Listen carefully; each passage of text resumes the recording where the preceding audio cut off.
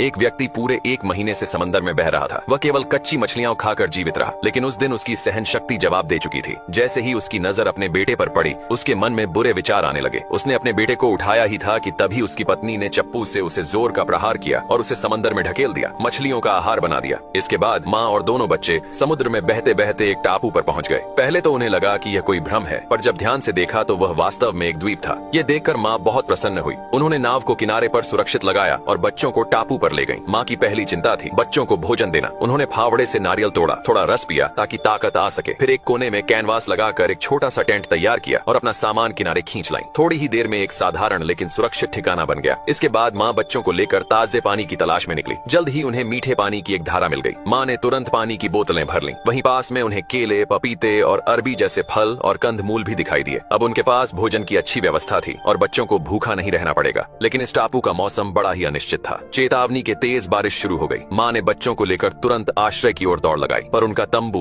बारिश में बेकार साबित हुआ। मजबूरी में माँ ने बच्चों को कंबल में लपेट दिया और स्वयं बारिश में भीगती रहीं। बारिश रुकने के बाद उन्होंने देखा कि उनका टेंट पूरी तरह अस्त व्यस्त हो गया था। माँ समझ गईं कि अब उन्हें एक मजबूत आश्रय की जरूरत है। तभी बेटे ने पुकारा, माँ। माँ ने मुड़कर देखा कि पास ही एक लकड़ी का पुराना केबिन था। वह खुशी खुशी वहाँ पहुंची। देखने पर पता चला कि वह घर टूटा फूटा जरूर था, पर जरूरत की सारी चीजें मौजूद थीं। संभवतः किसी पुराने जहाज के यात्री द्वारा बनाया गया था। थोड़ी सफाई और मरम्मत से वह एक सुरक्षित घर बन सकता था। धीरे धीरे माँ ने मछली पकड़ने के भाले बनाना सीख लिया और बच्चों के लिए स्वादिष्ट भुनी हुई मछली पकाने लगी। दोनों बच्चों ने टापू पर कुछ नए मित्र भी बना लिए। ये छोटा सा परिवार अब शांत और खुशहाल जीवन जीने लगा। समय बीतता गया और बच्चे बड़े होते गए।